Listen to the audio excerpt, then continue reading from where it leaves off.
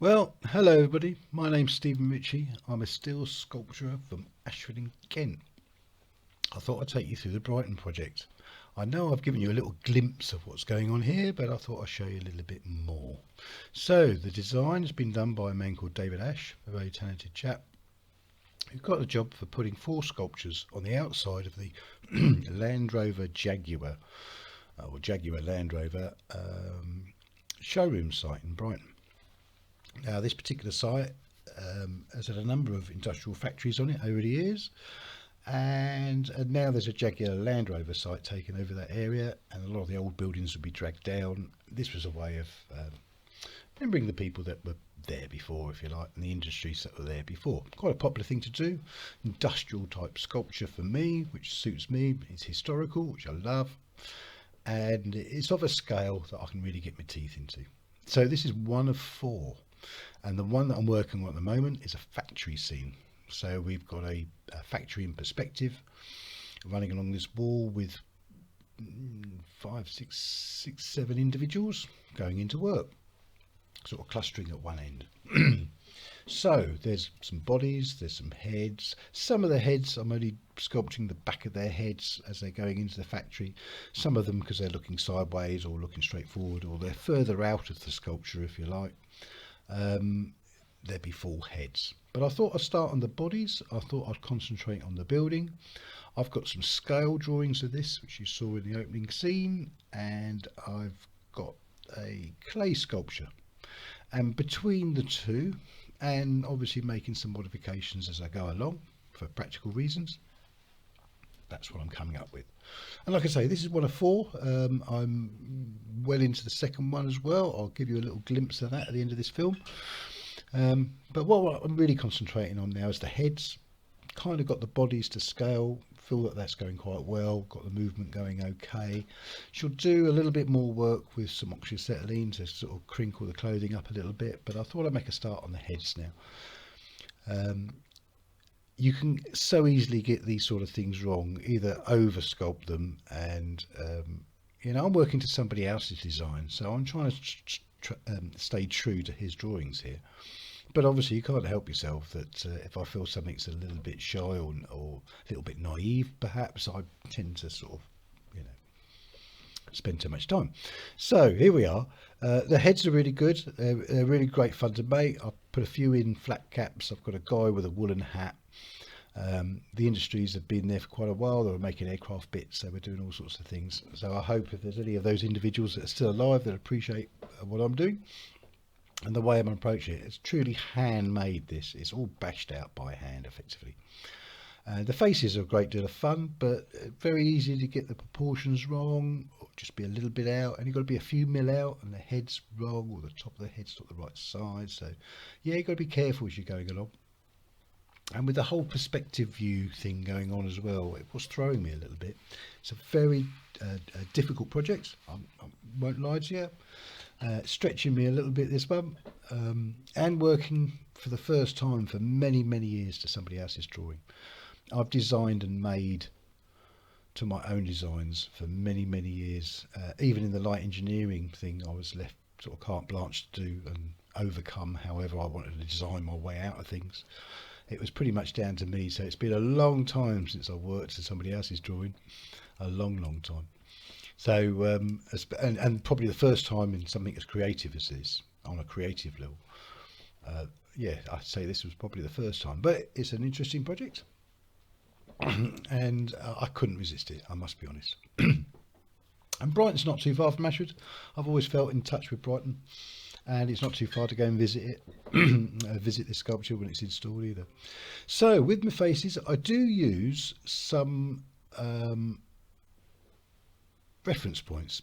Not only my own face, obviously, but I've got some castings of faces around the place, and I sometimes use them as reference points to how a face should be, or the proportions of a face, if you like, and making sure you get that. They're not of any particular individual.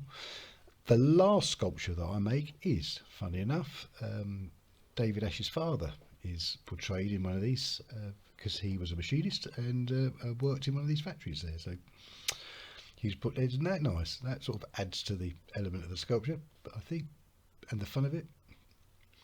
So 2 mil steel plate. It's a pretty thick old stuff to fold about cold, but I've got a couple of fly presses with a number of tools that do most of the sort of hard graft. The rest I bash over a dolly, and it doesn't take too long. Oh, and it also makes a huge amount of rubbish as well. It does make some dust and rubbish.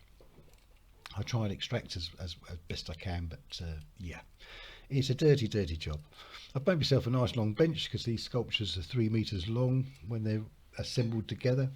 I make in little chunks, so I'm not pushing about too big a sculpture, but there is a point where you have to assemble all the bits, and I'm not that far away from assembling some of these bigger chunks.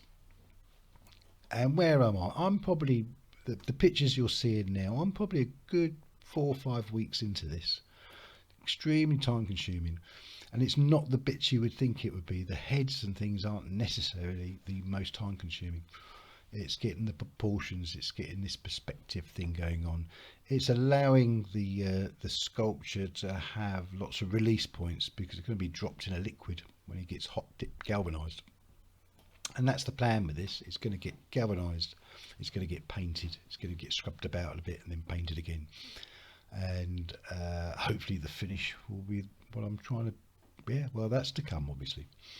So she's going together well. The heads are going together quite well. I had made some mistakes and I had to go back on myself. Well, I didn't feel I got the head proportions correctly. Wasn't using enough reference points. I felt some of the expressions of some of the individuals looked too miserable. So I sort of rearranged some of their expressions a little bit. In fact, one chap looked in pain, to be quite frank, you know. So I thought, no, you don't go to work looking like you're in pain. So I sort of cheered them up a little bit. And I don't know, people, it's like people suddenly come alive. Some of these sculptures, I'd like to just stop and make another one. I get faces to a certain place, they just look, you know, quite good unfinished. And that's something I shall definitely pursue in the future. So this is what I mean about some of the mistakes. I can make a head that just doesn't really line up very well. He's too flat topped. The cheeks aren't in the right place. I was rushing, trying to be clever, thinking I can do it all in one hit, and really wasn't happy with the finished product, if you like. So I go back, I remark, I cut, I slice, I open up.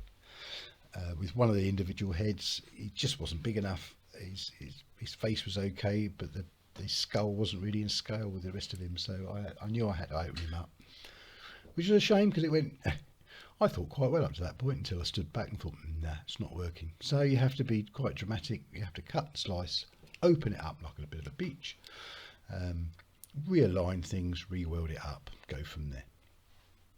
And that's where I am. I've got most of the building in now. I have most of the bodies and heads. The customer has seen this thing, or the stage that it is, as an assembled, and is quite pleased with the progress. So that's why I good. And look, this is a really interesting project. It's taking me up lines I haven't done before. It's jolly hard work, I'm not going to lie to you. Like I say, it's a dirty, dusty job at the best of times, and this is producing an awful lot of dust. But yeah, it is really quite interesting. And of course, it's a historical thing, so I quite like the whole project, really. Very good. It's going to take me up to Christmas 21, so it's going to fill my year, this thing.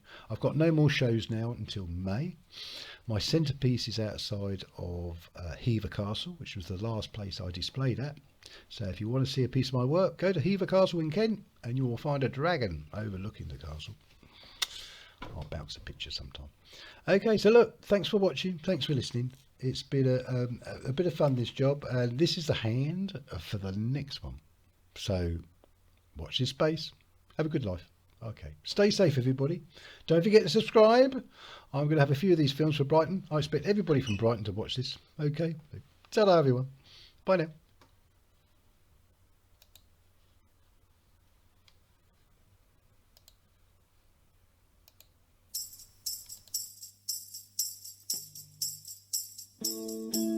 Mm-hmm.